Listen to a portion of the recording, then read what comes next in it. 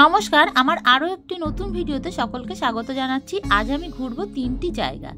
সারাদিন আজকে ঘোরার প্ল্যান আছে। সবার প্রথমে আমরা দক্ষিণেশ্বর স্টেশনে চলে এসেছি। এটা হচ্ছে ওই দিকে যে দেখতে পাচ্ছেন ওইটা স্টেশন। আমরা এসেছিলাম বাসে করে। যারা ট্রেনে করে আসবেন তারা দক্ষিণেশ্বরে নামে যাবেন। দক্ষিণেশ্বরের ঠিক স্টেশনের নিচেই এই যে গাড়িগুলো দেখতে পাচ্ছেন, আমরা এখানে টোটো করে চলে আসলাম সবার প্রথমে আদ্যাপীঠ মায়ের মন্দিরে। আদ্যাপীঠ মায়ের মন্দিরে এখানে ডালা নিল 100 টাকা। এখানে আমরা পুজো দেব। সবার প্রথমে আমরা আদ্যাপীঠ মন্দিরে ঘুরবো।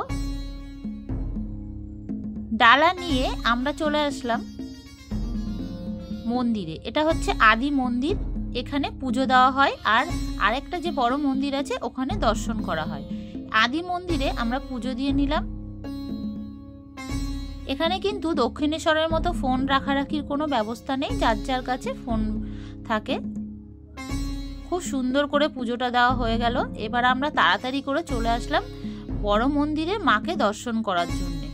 কিন্তু এই মন্দিরের মা সব সময় দর্শন করা যায় না, 11টা পর্যন্ত বন্ধ থাকে। মানে 1 ঘন্টা আপনার এই মন্দিরের দরজা খোলা থাকে, কিন্তু আমরাও দর্শন করতে পারিনি, বন্ধ হয়ে গেছে।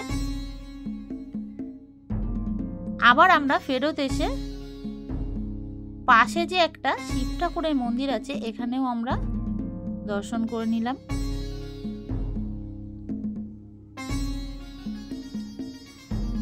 এই আদ্যাপীঠের মন্দিরে ঠাকুরটি কিন্তু ঠিক 1 ঘন্টার জন্য খোলা থাকে। আরতি হয়, পুজো দেওয়া হয়, ভোগ হয়, তার জন্য 1 ঘন্টার জন্যই মাত্র খোলা থাকে, 10টা থেকে 11টা। ঠিক ওই টাইমে আসতে হলে তাইলে ওই মাকে দর্শন করা যাবে। এবার আমরা আশপাশে একটু ঘুরে দেখলাম, দেখে নিয়ে এবার আমরা পাশে চলে যাব যুগল মন্দির।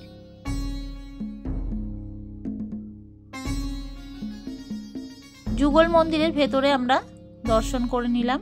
এখানে কিন্তু খুব শান্ত একটা পরিবেশ, সবাই এখানে বসে বিশ্রাম করে, বসে থাকা যায়। এখানে আছে রাধা কৃষ্ণ ঠাকুর।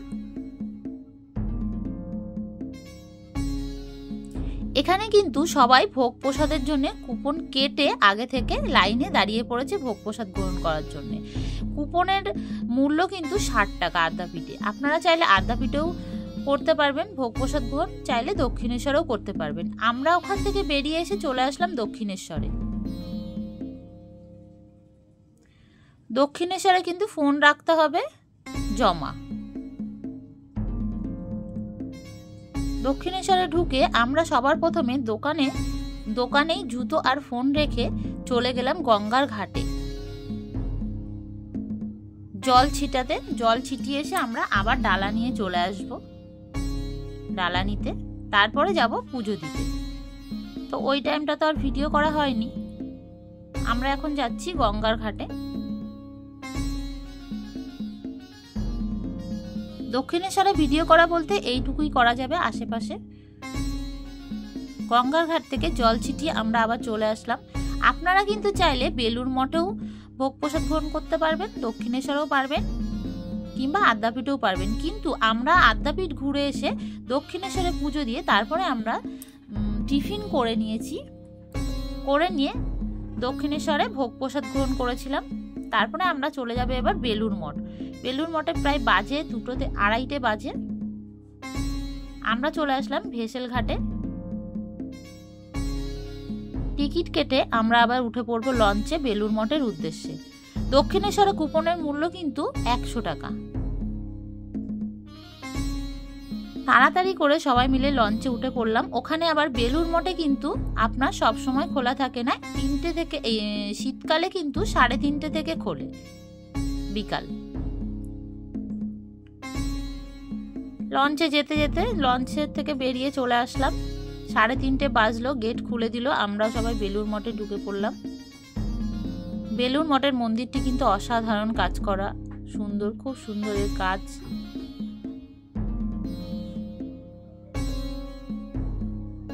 আর এখন শীতকালে তো সবাই একটু ঘুরতে যেতে ভালোবাসে, তার জন্য একটু লোকের পরিমাণটা একটু বেশি, সবাই বেরিয়েছে ঘুরতে।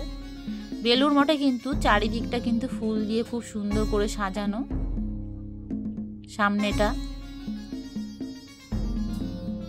আর বেলুড় মঠে কিন্তু অনেক কিছু ঘুরে দেখার আছে, যেটা টাইম নিয়ে আপনারা ঘুরে দেখতে পারবেন।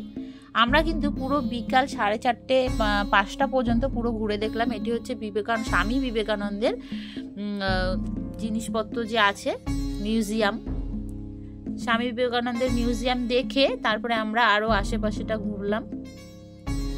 এটা হচ্ছে স্বামী বিবেকানন্দের বই, সিডি, এগুলো সমস্ত কিছু এখানে পাওয়া যায়। আমরা যে ভেসেল ঘাট থেকে ঢুকেছি বলে এটা মেন গেট দিয়ে আমরা ঢুকতে পারিনি, আমরা পেছনের গেট দিয়ে ঢুকেছি।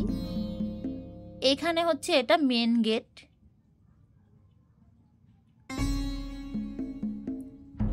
এখানে কিন্তু রামকৃষ্ণ দেবের সিডি, ক্যাসেট সবকিছু পাওয়া যায়। এটি কিন্তু টয়লেট আছে। এই যে হচ্ছে মেন গেটে ঢুকতেই এখানে সারদা দেবীর পূর্ণ কথা আছে, সবকিছু ছবিতে মা সারদা দেবীর। এটি কিন্তু মেন গেট থেকে ঢুকতে গিয়ে এটি দেখতে পাবেন আপনারা। আর বেলুড় মঠে কিন্তু আরো অনেক কিছু ঘোরার আছে, মিউজিয়াম দেখার আছে। হাতে আপনাদের বিকালে অনেকটা সময় থাকবে, আপনারা ঘুরে দেখতে পারবেন।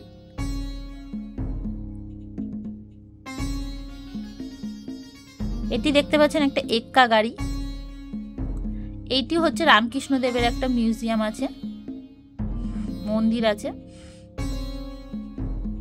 ওই যে দেখতে পাচ্ছেন ছোট ঘর, রামকৃষ্ণ দেবের ঘর সাজানো হয়েছে, মন্দির খুব সুন্দর করে সাজানো আছে। এখানে হলো রামকৃষ্ণ দেবের সমস্ত কিছু বই বিক্রয় হয়। আমাদের সারা দিনের ঘোরা কমপ্লিট হয়ে গেল। 3টি মন্দির দর্শন করে আমরা আবার ভেসেল ঘাটে চলে আসলাম। সন্ধ্যা হয়ে গেল। ভিডিওটি যদি ভালো লাগে থাকে অবশ্যই লাইক, সাবস্ক্রাইব করে পাশে থাকার জন্য অনুরোধ থাকলো।